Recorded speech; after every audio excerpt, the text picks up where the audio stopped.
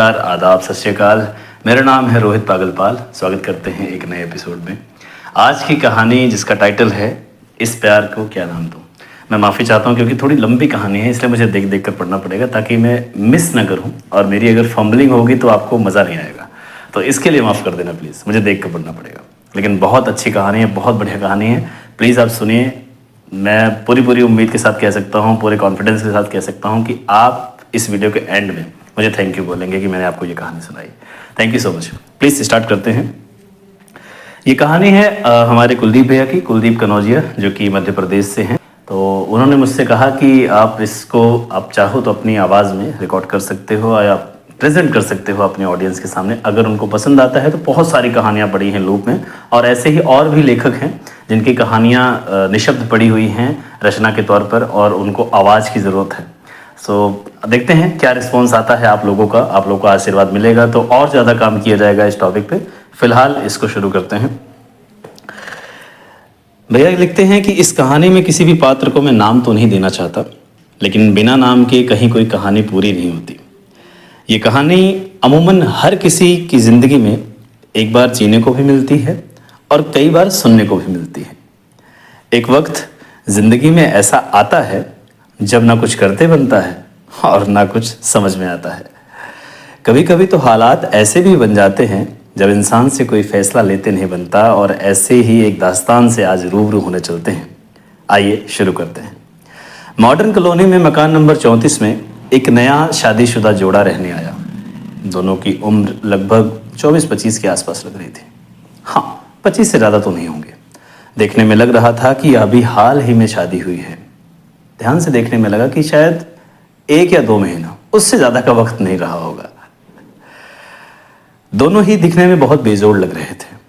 नई नई शादी हुई थी, इसलिए वो लड़की भी देखने में हसीन लग रही थी। बातों और व्यवहार से समझ में आ गया था कि दोनों की अरेंज मैरिज ही हुई है, लेकिन दोनों में तालमेल इतना अच्छा था कि जिसकी वजह से लोगों को लग सकता था कि इनका प्रेम विवाह हुआ है, यानी कि लव मैरिज। दोनों लोग सामान कल ही रख गए थे, तो आज वो लोग शिफ्ट होने आए थे पूरी तरीके से।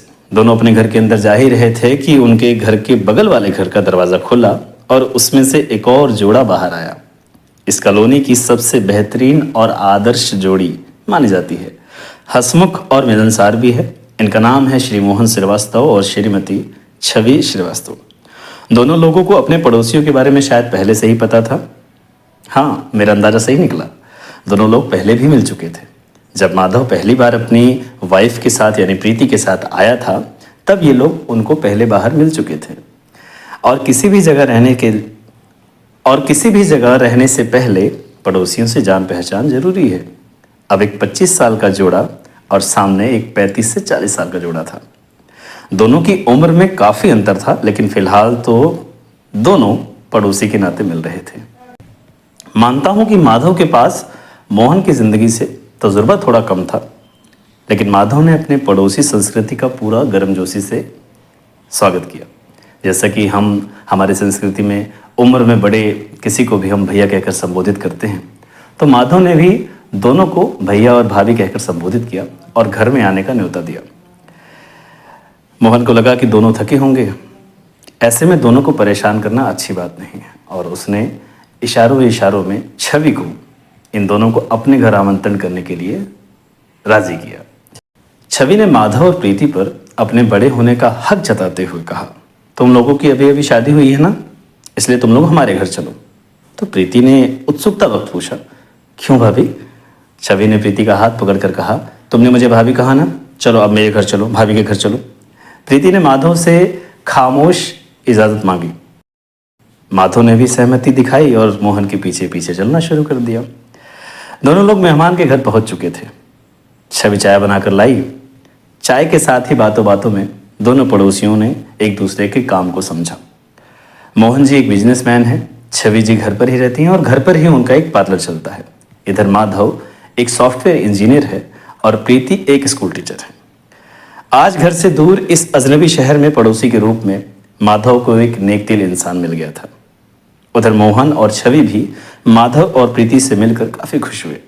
दोनों को समझ में आ गया था कि दोनों बहुत सुलझे हुए हैं। चाय खत्म करने के बाद इन दोनों ने एक दूसरे से विदा ली। दोनों माधव और प्रीति को घर तक दरवाजे तक छोड़ने आए। अपने पड़ोसियों से दोनों की मुलाकात बहुत अच्छी रही। वो कहते ना कि रिश्तों में अपनेपन और एहसासों का मिठास धीरे धीरे घुलने लगता है। जैसे जैसे वक्त बीतने लगा, दोनों पड़ोसियों की जिंदगी एक दूसरे से जुड़ने लगी थी। अब हर रोज मोहन माधव से बातें कर लेता और हर शाम को खाना खाने के बाद प्रीति और छवि साथ में टहलने चली जाती। माधव कभी शराब नहीं पीता था, लेकिन मोहन को कभी कभी शराब पीने की आदत थी या शौक था। अब मोहन का काम भी ऐसा था कि कभी कभी उसको अपने ऑफिस में कोलीग्स के साथ पीना पड़ता था। माधव को ये सब बातें पता थी, इसलिए वो कुछ कहता भी नहीं। लेकिन जब मोहन को पता चला कि माधव कोई नशा नहीं करता, तो उसने उसके सामने शराब पीनी बंद कर दी। प्रीति इसीलिए माधव पर अपनी जान लुटाती थी कि माधव किसी भी प्रकार का नशा नहीं करता था, शराब नहीं पीता था। दोनों की जिंदगी बहुत अच्छी चल रही थी, लेकिन वक्त ने अब करवट बदलनी शुरू कर दी। मोहन को बिजनेस के सिलसिले में लगभग 20 दिनों के लिए बाहर जाना था। वैसे मोहन अक्सर शहर से बाहर जाता था, लेकिन इस बार देश से बाहर जा रहा था और लगभग 20 दिनों के लिए जाना था, एक लंबा समय। मोहन अपने काम में सबसे ज्यादा माहिर था। मोहन के बॉस उससे बहुत खुश रहते थे, इसलिए इस बार जब बाहर की मीटिंग का सवाल उठा तो मोहन का नाम उस सूची में सबसे पहले था। वैसे तो छवि इस बात की आदी हो चुकी थी, लेकिन इस बार देश से बाहर जाना था। दोनों की 11 साल की एक बेटी सृष्टि भी थी, जिसका इसी साल नवोदय में सिलेक्शन हुआ था। जब सृष्टि पास में थी तो छवि का मन लगा रहता था, लेकिन जब से सृष्टि दूर पढ़ने गई है, तब से छवि का मन अपनी बेटी में ही अटका रहता था। 2 दिन बाद मोहन को जाना था। ऐसे में छवि को बस माधव और प्रीति के सहारे छोड़कर जाने के लिए सोच रहा था। वैसे भी माधव उसका एक अच्छा पड़ोसी था और एक नेक दिल इंसान भी। माधव के दिल में जो भी होता था वो इजहार कर देता था। हंसी मजाक करने की आदत थी। वो जैसा अंदर था वैसा ही जुबान पर था। वो आए दिन कभी कभी छवि को छेड़ता, कभी कभी मोहन को मजाक करता और कभी जब कोई नहीं मिलता तो अपनी बीवी प्रीति को परेशान करके हंसाता था। मोहन ये भी जानता था कि उसके दिल में कोई मैल नहीं है। उसके दिल में जो भी होता है वह साफ साफ जाहिर कर देता है। मोहन भी माधव की तरह अपने शहर से बहुत दूर था। ऐसे में बस 2 ही रास्ते थे, या तो छवि को अकेला छोड़कर जाए या तो छवि को अपने मायके छोड़कर जाए। लेकिन छवि को घर छोड़कर दूर जाना संभव नहीं था। ऐसे में मोहन को अकेले ही जाना था, वो भी छवि को अकेला छोड़कर। जाने से पहले मोहन प्रीति और माधव से मिलकर गया। उनको दरख्वास्त करके गया कि उसकी अनुपस्थिति में वो छवि को संभालें। प्रीति ने आश्वस्त करते हुए कहा, आप फिक्र न करिए भैया, बेझिझक होकर जाइए, मन लगाकर अपना काम करिए और जल्दी से वापस आइए, हम भाभी का पूरा ख्याल रखेंगे। मोहन ने एक लंबी सांस ली, वापस अपने घर आकर अपना सामान लगाने लगा। वैसे तो छवि ने उसका सामान पहले ही लगा दिया था, लेकिन मोहन की कुछ जरूरी फाइल्स थी जिसको रीचेक किया, दोबारा से अपना सामान पैक किया और सब कुछ पैक करने के बाद निकलने की तैयारी करने लगा। आखिर में दोनों पति पत्नी गले मिलते हैं। मोहन आश्वासन देते हुए कहता है कि सब ठीक होगा, मैं जल्दी आ जाऊंगा, परेशान मत होना। छवि एक बार फिर अकेली रह गई। मोहन अपने रास्ते पर निकल चुका था। इधर रोज की तरह आज शाम को भी प्रीति और छवि साथ में टहलने के लिए बाहर आ चुकी थी। क्योंकि आज माधव अकेला था तो वह भी प्रीति और छवि के साथ कदम से कदम मिलाकर चलने लगा। आज उसने छवि के चेहरे पर एक शून्यता देखी। आज उसकी छवि भाभी बड़ी उदास थी। ऐसे में अचानक प्रीति का मोबाइल बज उठा। प्रीति की माँ का फोन था। प्रीति अपना फोन लेकर घर में चली गई और बात करने लगी। इधर माधव और छवि अब बस अकेले दोनों उस रास्ते पर उस घर के बाहर खड़े थे। माधव बोला, भाभी एक बात बोले हम आपको, आप ऐसे उदास ना बिल्कुल भी अच्छी नहीं लगती। छवि एक फीकी मुस्कान लेते हुए बोली, तो कैसे अच्छी लगती हूँ? ये उदासी तो काफी साल से मेरे साथ रहती है और अब तो मुझे इसकी आदत पड़ चुकी है। माधव बोला, भाभी अच्छी आदतें सीखिए, ये अकेलेपन की भी कोई आदत होती है क्या? छवि और माधव की उम्र में कुल 11 साल का अंतर था, लेकिन माधव में दुनियादारी की जो समझ थी वो किसी भी मायने में छवि से कम नहीं थी। और वैसे छवि बेशक 36 साल की थी, लेकिन उसके अंदर का बचपना भी बचा हुआ था। उसने अपने अंदर की मासूमियत को मरने नहीं दिया था। माधव बोला, आप जैसे लोगों के लिए ना ये सब चलता है। माधव बोला, आप जैसे लोगों के लिए ना इसीलिए ये सब चलता है क्योंकि आप खुशियों को खुद तक आने ही नहीं देना चाहते। छवि माधव को देखती रह गई। पहली बार उसने माधव के मुंह से अपने लिए ऐसी बात सुनी थी जो पूरी तरह से खुद छवि नहीं समझ पाई थी। माधव ने अपनी बात जारी रखते हुए कहा कि आपको पता है भाभी, दुनिया में औरत से ज्यादा हिम्मत किसी में नहीं होती। जो औरत मर्द को अपनी जान पर खेलकर इस दुनिया में लाती है, वो मर्द कैसे औरत से श्रेष्ठ हो सकता है। औरतें बहुत मासूम होती हैं, इनका दिल बहुत नाजुक होता है, इन्हें प्यार और अपनेपन के सिवा कुछ नहीं चाहिए। बस अगर कुछ चाहिए तो अपने लिए थोड़ा मान सम्मान और अपने जीवन साथी से थोड़ी ज्यादा टेंशन। छवि माधव की कायल हो गई। छवि मन ही मन माधव को सलाम करने लगी। छवि कुछ बोलती उससे पहले ही प्रीति आ गई। माफ करना भाभी, आज थोड़ी ज्यादा देर हो गई। कहीं इन्होंने आपको परेशान तो नहीं किया, आपको पकाया तो नहीं? छवि बोली, नहीं नहीं, तुम्हारा पति सच में बहुत अच्छा है। प्रीति हौले से मुस्कुरा दी।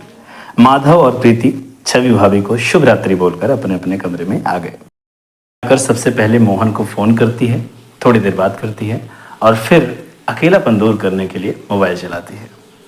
अचानक उसकी उंगलियां माधव की एक तस्वीर पर आकर रुक गई। अचानक से छवि को माधव की वो बात याद आ गई। शादी के 15 साल बाद छवि ने अपने अंदर ये एक अलग महसूस किया था।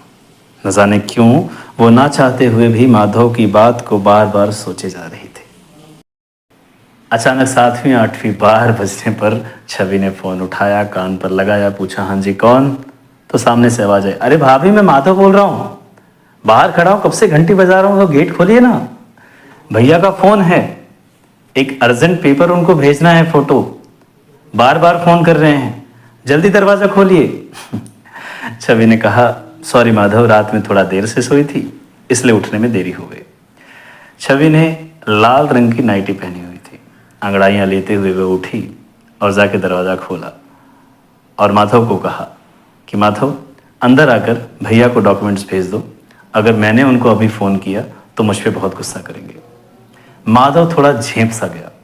हालांकि उसने पहले भी छवि को नाइट सूट में देखा था, लेकिन आज इतने करीब से पहली बार देख रहा था। आज माधव के इस व्यवहार पर छवि और भी ज़्यादा कायल हो गई थी। छवि वैसे बेशक 36 साल की थी, लेकिन दिखने में वो 27-28 साल की ही लगती थी। उसकी उम्र भले बढ़ गई थी, लेकिन उसके अंदर का बच्चा अभी भी जीवित था। उसने अपनी मासूमियत को मरने नहीं दिया था। छवि माधव की सादगी पर मन ही मन उसका शुक्रिया कर रही थी। आज की जैसी दुनिया है और जैसे आज के कुछ घटिया किस्म के लोग हैं जो एक औरत को उसके कपड़ों पर भी इस नज़र से देखते हैं कि कहते नहीं बनता। जहाँ कोई भी लड़का किसी खूबसूरत लड़की को देखकर कभी भी पिघल सकता है, ऐसे में माधव ने बहुत संयम और धैर्य का परिचय दिया था। इसलिए छवि आज उसकी और ज़्यादा कायल हो गई थी, और ज़्यादा मुरीद हो गई थी। तभी प्रीति बोली, माधव जी मैं 2 दिन के लिए अपने घर जाना चाहती हूँ, माँ की तबीयत थोड़ी ख़राब है।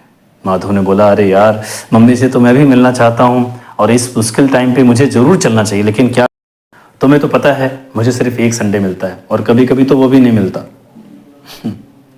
प्रीति ने माधव को गले लगाया और बोली, मैं जानती हूँ, आप परेशान मत होइए, मैं चली जाऊंगी। अगर मुझसे नहीं संभालते बनेगा तो आपको फ़ोन करूंगी। माधव ने प्रीति का माथा चूम लिया। प्रीति बोली, मैं जरा छवि भाभी से मिलकर आती हूँ, मुझे कुछ काम है। इधर माधव अपने ऑफिस जाने के लिए तैयार होने लगा। तभी अचानक से प्रीति का फ़ोन आया और प्रीति हड़बड़ाते हुए बोली, जल्दी से छवि भाभी के घर पे आइए। तो माधव दौड़ के गया। वहां देखा कि छवि अपनी कमर पकड़कर बैठी हुई है। छवि की इस प्रकार की शक्ल देखकर माधव को हंसी आ गई।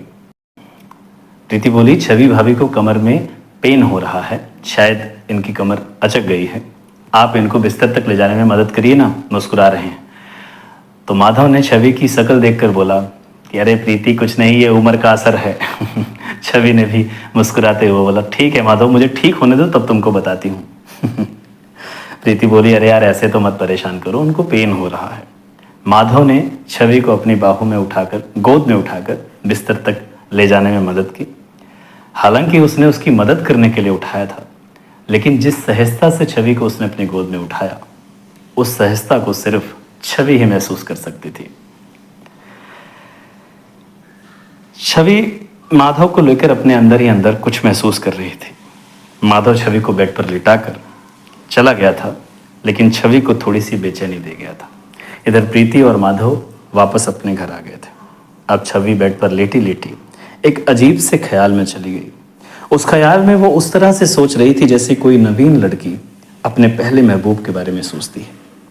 मोहन के साथ उसकी शादीशुदा लाइफ बहुत अच्छी चल रही थी, लेकिन वो कहते हैं ना कि इश्क पे किसी का जोर नहीं चलता साहब। समाज का एक दायरा है जहां शादीशुदा लोग बस अपने जीवन साथी का साथ निभा रहे हैं, लेकिन इश्क थोड़ा नादान होता है। इश्क हमेशा अपनी हदों के पार चला जाता है। माधव ने धीरे धीरे अपने बोलचाल के जरिए, अपने व्यवहार के जरिए छवि के दिलो दिमाग पर जगह बनानी शुरू कर दी थी। 36 साल की उम्र में छवि के मन में फिर से एक बार प्रेम का बीज अंकुरित हो रहा था। समाज के दायरे से अलग एक अलग ही तूफान छवि के दिल में उमड़ रहा था। छवि हालांकि बहुत समझदार थी, वो जानती भी थी कि इसका फितूर बेमानी है। उसके अंदर जागे इस एहसास की दुनिया में कोई जगह नहीं, इसका कोई महत्व नहीं था। अब दोपहर हो चुकी थी। प्रीति अपनी माँ के घर जा चुकी थी। छवि को भी दर्द में कुछ आराम था। वो बस माधव के आने का इंतजार कर रही थी। न जाने किस खुशफहमी में छवि ने आज खाना भी बना डाला और प्रीति को फ़ोन करके कहा कि अपने पति से कहना कि आज का खाना वो मेरे घर पे खा ले। छवि की बहुत इज्जत करती थी प्रीति, इसलिए उसकी बात को मना नहीं कर पाई। तो प्रीति ने अपने हस्बैंड को फ़ोन किया कि माधव, घर पे जाकर किचन में कुछ खुरापात कारनामा करने की ज़रूरत नहीं है। छवि भाभी ने खाना बना लिया है, तो जाकर वहाँ पर खा लेना और चुपचाप आके सो जाना। माधव ने हंसते हुए हाँ कर दी। शाम को जब माधव छवि के घर पहुंचा तो छवि को देखता ही रह गया। उसने गुलाबी और क्रीम कलर की साड़ी पहनी हुई थी और भला की खूबसूरत लग रही थी। माधव ने छवि का ये रूप पहले कभी नहीं देखा था। छवि ने अपने आप को बहुत अच्छे से तैयार किया हुआ था, बहुत अच्छे से सजाया और संवारा हुआ था। आज माधव ने भी अजीब सी कशिश महसूस की और दूसरा ये भी महसूस किया कि छवि उससे बिल्कुल भी नाराज़ नहीं है। उसने बहुत प्यार से माधव को खाना खिलाया। माधव ने पहली बार आज छवि की आंखों में अपने लिए कुछ अलग महसूस किया था और माधव भी आज छवि की तरफ थोड़ा थोड़ा खिंच रहा था। माधव और छवि खाना खाते वक्त बिल्कुल खामोश नज़रों से एक दूसरे को देखते रहे। न माधव ने कुछ कहा, न छवि ने कुछ बोला, लेकिन दोनों ने आज एक अलग सी बात महसूस की। दोनों के अंदर एक दूसरे के लिए कुछ तो ऐसा था जो इस दुनिया और इस जिंदगी को दोनों को बदलने वाला था। खाना खाने के बाद माधव ने छवि से फिर वही बात दोहराई जो उसने आते वक्त बोली थी। भाभी आज बहुत प्यारी लग रही है, कहीं जा रहे हो क्या? छवि बोली, नहीं माधव, बस ऐसे ही मन कर लिया तो थोड़ा तैयार हो गए। अब भला इस उम्र में कहाँ जाने के लायक। माधव बोला, इस उम्र का क्या मतलब है? आप इतने तो अच्छे लगते हो। छवि ने माधव की नब्ज को टटोलते हुए कहा कि कितनी अच्छी लगती हो माधव।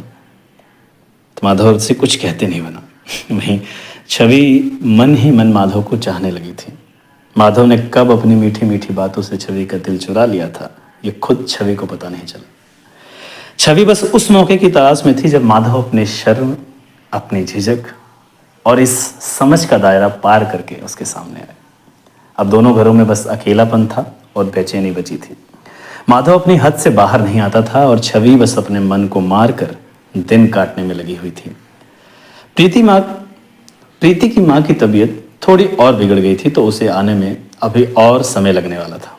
लेकिन यहाँ अलग अलग पिंजरे में कैद दो परिंदे मन ही मन एक दूसरे के साथ उड़ने की चाहत कर रहे थे। छवि ने सोचा, मन ही मन घुटने से अच्छा है एक बार मैं अपने दिल की ख्वाहिश माधव के सामने रखूं। शायद दुनिया वाले इस रिश्ते को नाजायज समझें, लेकिन इस रिश्ते में अभी कुछ शुरू होने वाला था। माधव के दिल और दिमाग पर छवि का जादू चलने लगा था, लेकिन दोनों शादीशुदा थे। दोनों अपनी खुशी के लिए अपने जीवन साथी को धोखा तो नहीं दे सकते थे। माधव तो अपने आप में खोया रहता था, लेकिन छवि तो सचमुच माधव की तरफ आकर्षित हो रही थी। आज रात का खाना खाने के बाद माधव आदतन सड़क के बाहर आकर घूमने लगा। वहीं छवि आज अकेली थी। वैसे तो वह अक्सर प्रीति के साथ टहलने लगती थी, लेकिन आज बस अकेली खड़ी थी और वहां खड़ी खड़ी निशब्द माधव को निहार रही थी। वैसे दोनों ही अपने अपने घरों में अकेले थे, मगर एक लाज और एक शर्म का दायरा, एक झिझक अभी दोनों के बीच बाकी थी। एक 36 साल की महिला को एक 25 साल के लड़के में दिलचस्पी होने लगी थी। उधर माधव भी इसी कशमकश में था कि उसके दिल में चल क्या रहा है। उसका छवि के प्रति जो रवैया था वो बहुत खास था। उसने छवि को इतने दिनों में किसी 36 साल की महिला जैसा नहीं बल्कि एक 16 साल की लड़की जैसा ट्रीट किया था।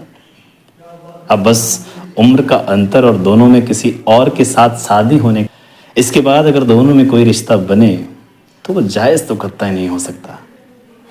सही और गलत के बारे में ना सोचने वाले दोनों लोग आज उस दोराहे पर खड़े हैं जहां से वो ना तो वापस आ सकते हैं और शायद ना ही आगे बढ़ सकते हैं। इस कहानी में आगे क्या होगा, इस बेवक्त जागे प्रेम का क्या होगा, जानने के लिए हमारे साथ बने रहिए। इसका अगला भाग आपको अगली वीडियो में सुनाया जाएगा।